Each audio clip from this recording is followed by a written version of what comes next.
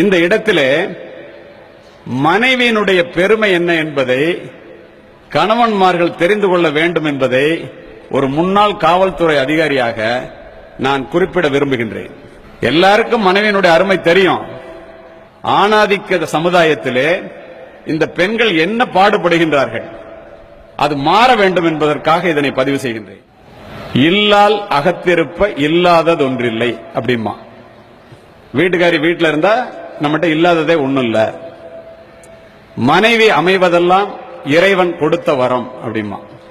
மனைவி, இல்லால், இல்லத்தரசி, இல்ல கிளத்தி, வாழ்க்கை துணை என்று நூற்றுக்கணக்கான பெயர்கள் உண்டு மனைவியை அழைப்பதற்கு.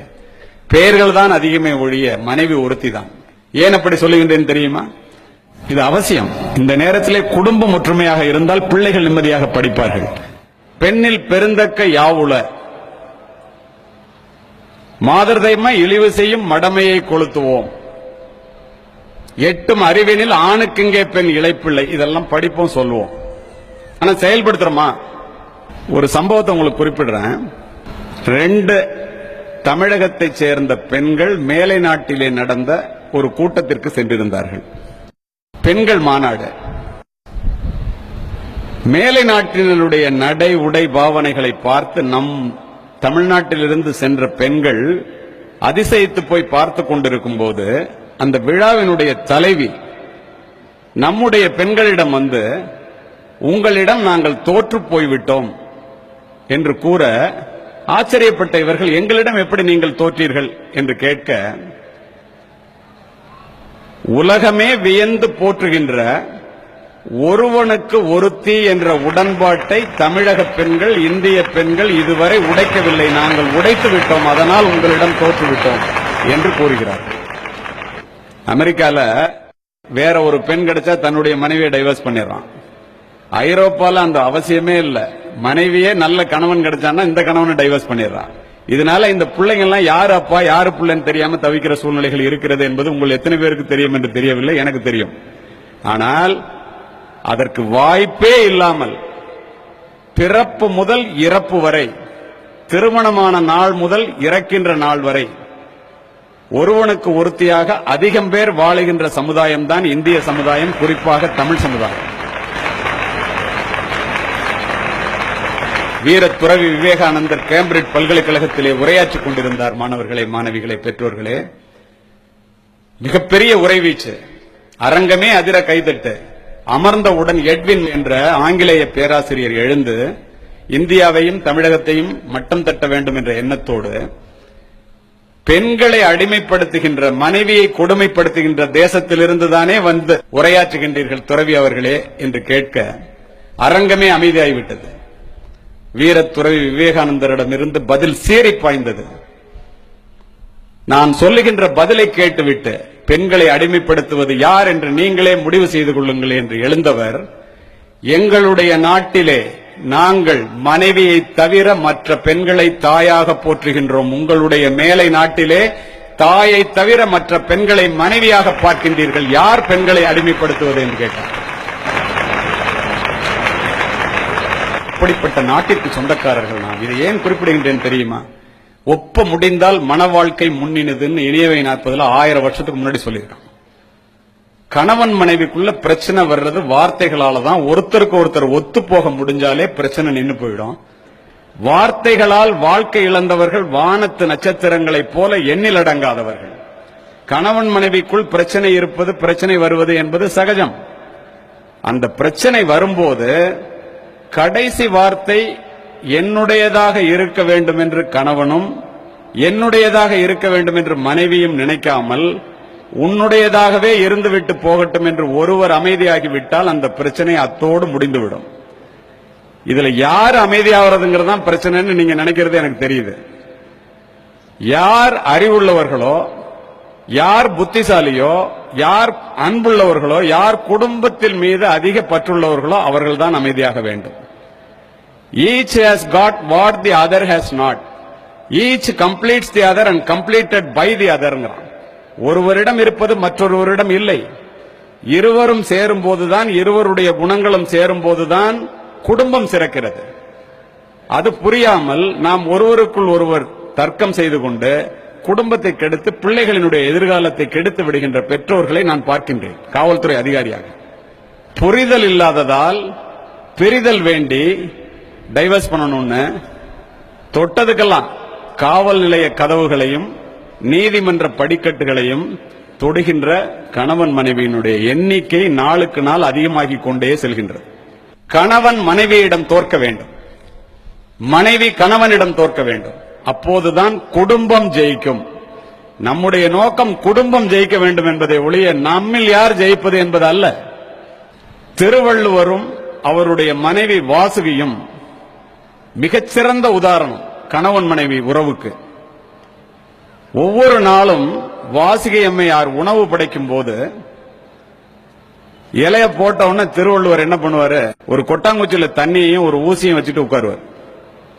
இதை எதுக்குன்னு வாசுகி கேட்டதே இல்லை 50 வருடங்களாக. வாசுகி மரணப்படுக்கையில இருக்கும் போது திருவள்ளுவர் கேட்கிறார், உனக்கு ஏதாவது நிறைவேறாத ஆசை இருந்தா என்னிட்ட சொல்லுமா, இவ்வளவு ஒரு நல்ல மனைவியா இருந்திருக்கிறியே. மனைவி இறக்க போறாங்கிறது திருவள்ளுவருக்கு தெரியுது. நெருநல் உளனொருவன் இன்றில்லை என்னும் பெருமையுடைத்தி உலகம் சொன்னவன் திருவள்ளுவன். நேற்று இருப்பவர் இன்று இல்லை என்பதுதான் இந்த உலகத்தினுடைய பெருமை என்று மரணத்தை பற்றி குறிப்பிட்டவன். ஆனால் தன்னுடைய மனைவி மரணிக்கப் போகின்றாள் என்றவுடன் அவனால் தாங்க முடியாமல் கதறுகின்றான். அப்போது அந்த அம்மா சொல்றாங்க, எனக்கு ஒரே ஒரு சந்தேகம் தான் உங்ககிட்ட வாழ்க்கையில, நான் சாப்பாடு போடும் போதெல்லாம் கொட்டாங்குச்சியில தண்ணியையும் ஊசியும் ஏன் வச்சுக்கிட்டீங்கன்னு கேட்கிறேன். அதை கூட கேட்காத அமைதியான மனைவி. வாழ்க்கை பூரா சாப்பாடு பரிமாறும் போது ஒரு பருக்க கீழே விழுந்தா கூட ஊசியால குத்தி அந்த கொட்டாங்குச்சி தண்ணியில கழுவிட்டு நான் சாப்பிடணும், அது வீணாக கூடாதுங்கிறதுக்காக வச்சேன். 50 வருடமா எனக்கு உணவு பரிமாறும் போது ஒரு பருக்கை கூட சிந்தியதில்லை, அதனால அதனுடைய பயன்பாடு கூட உனக்கு தெரியல, அவ்வளவு நல்ல மனைவியா நீ இருந்துட்ட அப்படின்னு சொல்ற. கேட்டவுடன் அந்த மனைவி இறந்து போகின்றார். கதறுகின்றான், பதறுகின்றான் வள்ளுவன். எழுதுறான், உடம்போடு உயிரிடை என்ன மற்றென்ன மடந்தையோடு எம்மிடை நட்புனா. உடம்புக்கு உயிருக்கும் இருக்கிற நட்பு என்னவோ அதுதான்டா கணவன் மனைவிக்குள்ள இருக்கிற நட்பு. ஒருத்தர் இல்லைன்னா ஒருத்தர் இல்லைன்றான். எல்லோருக்கும் 2 அடியிலே உலகத்திற்கே உலக பொதுமுறையை வகுத்துக் கொடுத்த வள்ளுவன் தன்னுடைய மனைவியினுடைய இறப்பை 2 அடிக்குள் அடக்க முடியவில்லை நண்பர்களே. 4 அடி எழுதுறான் அதுக்கு மட்டும். மனைவியினுடைய பெருமை அத்தகையது. என்ன எழுதுனா தெரியுமா? அடிசிற்கினியாளே அன்புடையாளே பதிசொல் தவறாத பாவாய் அடி வருடி பின் தூங்கி முன்னெழும்பும் பேதாய் இனிதாய் என் உறங்கும் என் கண் இரானா. என்ன அர்த்தம் தெரியுமா? வாழ்க்கை பூரா அருமையான உணவை சமைச்சு கொடுத்து என்ன பசி இல்லாம பாத்துக்கிட்ட என்னுடைய தேவதையே, கணவன் சொல்றத கடைசி வரைக்கும் மீறாம வாழ்ந்த ஒரு பெண்ணே, என்னுடைய கால்களை வருடி என்னை தூங்க வைத்து எனக்கு பின்னால் தூங்கி எனக்கு முன்னால் எழுந்த பேதை பெண்ணே, இறந்துட்டியே, நான் என்னமோ எப்படி உயிரோட இருப்பேன், நான் எப்படி நல்லா தூங்குவேன், நான் ஏன் வாழணும் அப்படின்னு அழுகுறோம். இதுதான் கண்ணதாசன் அழகா சொல்லுவான் புரியுற மாதிரி. உண்ணும் அழகை பார்த்திருப்பாயே, உறங்க வைத்தே விழித்திருப்பாயே, கண்ணை இமை போல் காத்திருப்பாயே, காதல் கொடியே கண்மலர் வாயோம்பா. ஈன்ற தாயை நான் கண்டதில்லை, எனது தெய்வம் வேறொன்றும் இல்லை, உயிரை கொடுத்தும் உன்னை நான் காப்பேன், உதய நிலவே கண்மலர் வாயோம்மா. ஒரு கணவன் உயிரை கொடுத்தாவது மனைவியை காக்கணும். அத்தனை பேரும் ஒன்றாக இருக்கின்ற இந்த இடம் என்பதனால் இதனையெல்லாம் நான் பதிவு செய்கின்றேன். தலைவன் தலைவி காலத்திலிருந்து இன்றைய வரைக்கும் கணவன் மனைவி உறவு அப்படிங்கறத அருமையா ஒரு பாட்டு உண்டு குறுந்தொகையிலே. யாயும் ஞாயும் யாராகியரோ எந்தையும் நுந்தையும் எம்முறை கேளிர், ஞானும் நீயும் எவ்வளி அரிதும் செம்புல பெயர் நீர் போல அன்புடை நெஞ்சம் தாம் கலந்தனவே. 1000 வருஷத்துக்கு முன்னாடி சொல்லியிருக்கான்.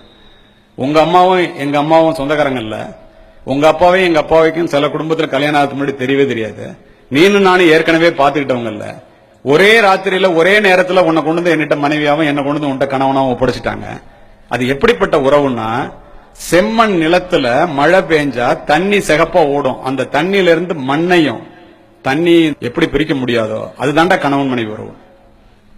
அடி தாங்கும் அளவு இன்றி அனல் அன்ன வெம்மையால் கடியவே கணங்குழாய் ஆங்கோர் காட்டுள் துடி அடி கலக்கிய சின்னீரை பிடி ஊட்டி பின் உண்ணும் களிரும்பான். களித்தொகையில கோடை வெயில்ல ஒரு காட்டுக்குள்ள ஒரு ஆண் யானையும் பெண் யானையும் ஓடிக்கிட்டே இருக்கு.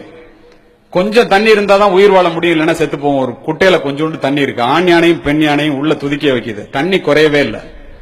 ஆண் யானை குடிக்கட்டும்னு பெண் யானையும், பெண் யானை குடிக்கட்டும்னு ஆண் யானையும் நிக்குது. ரெண்டு பேரும் ஒருத்தர் மேல வச்சிருக்கிற ஒருத்தர் அன்பை பார்த்து கண்ணில் தண்ணி கூட்டுது. அதற்கு பிறகு கூட பெண் யானைக்கு ஊட்டி விட்டுத்தான் ஆண் யானை தண்ணீரை குடித்தது. பிடி ஊட்டி பின் உண்ணும் களிறு. பிடி என்றால் பெண் யானை, களிர் என்றால் ஆண் யானை. எவ்வளவு அழகா சொல்லியிருக்கான் பாருங்களேன். இப்ப எல்லாரும் இவ்வளவு நல்லா உட்கார்ந்து இருக்கிறீங்களே, இப்படி பிள்ளைகளை பெற்று இப்படி வளர்க்குறீங்களே, அதுக்கெல்லாம் அப்பா காசு சம்பாதிக்கிறதுனால அப்பா மட்டும்தான் காரணம் நம்ம நினைச்சிட்டு இருப்போம். நான் இல்லைன்னா அந்த குடும்பம் என்ன ஆகும்னு நினைப்போம். தவறு. பக்கத்துல உட்கார்ந்து இருக்கிறவங்க இல்லைன்னா தான் அந்த குடும்பம் என்ன ஆகும்னு நீங்க நினைக்கணும். ஏன் தெரியுமா? உங்களுக்கு எல்லாம் என்ன பெருமை தெரியுமா? எதுல நீங்க நிக்கிறீங்க தெரியுமா? உன்னை கரம் பிடித்தேன் வாழ்க்கை ஒளிமயமானதடி, பொன்னை மணந்ததினால் சபையில் புகழும் கூடுதடி, கால சுமைதாங்கி போல மார்பில் இணைத்தாங்கி வீழும் கண்ணீர்